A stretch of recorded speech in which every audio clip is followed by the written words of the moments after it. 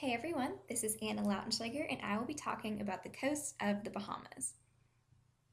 So this is a map that shows where the Bahamas are located in the Atlantic Ocean, right above Cuba and to the right of the United States. They are a collection of islands and they are outlined in yellow with an orange arrow, just to make sure you know where you're looking. And in the upper right, it shows where they're located on the global map. So there are 14 major islands of the Bahamas, and yes, some of them are strings of islands, but they're just considered one collective island. But according to my reading, there are 1,400 total islands in the collective Bahamas.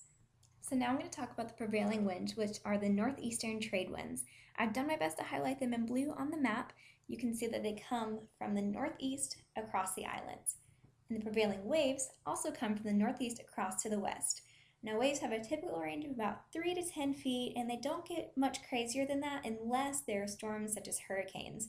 Like they do in the Caribbean, the hurricanes have a large impact on wave size in the Bahamas.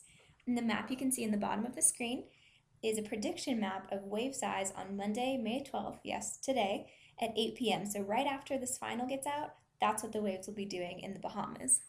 So now we're going to talk about fetch. The shortest fetch in the Bahamas is from Florida to the Grand Bahama Island, which is about 104 kilometers, and the longest is from Mexico to Long Island, which is just over 2,300 kilometers.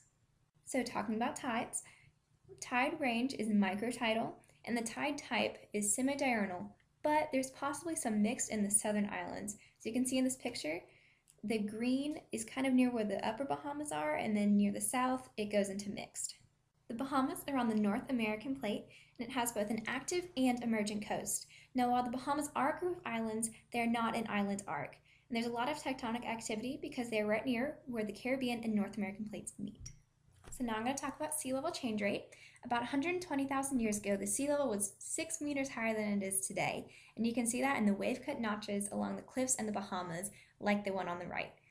And the closest that I could find was in Miami, and that has a 2.39 millimeter rise per year, and you can see that on the yellow arrow. So sediment transport. There are alternations of light and dark gray stones with long names that I can't pronounce. And the longshore current goes down the coast from the northeast, and this current can move sediment from the windward reefs onto the bank. And now the middle pictures show aggradation and the different kinds of sediment, and on the right, you can see close-ups of different kinds of sediment that are transported. The coastline of the Bahamas is 2,200 miles long. Off the coast there are coral reefs, but on the coast there are no significant features because of sea level change. Most coasts are the level white sandy beaches that we think of, but as we've seen in our reading, there are deltas, cliffs, swamps, and ridges. Since I know we're all ready for summer vacation, my spot that I chose was a great place for a vacation, Cable Beach, Nassau. It's one of the best beaches in the Bahamas. It's a huge tourist area. It's known for its 6.5 kilometer long golden sand on the central northern coast of the island, which you can see in the bottom middle of your screen. Nassau is the capital of the Bahamas and located on the island of New Providence. So my RASP was about conservation in the Bahamas and marine protected areas, or MPAs.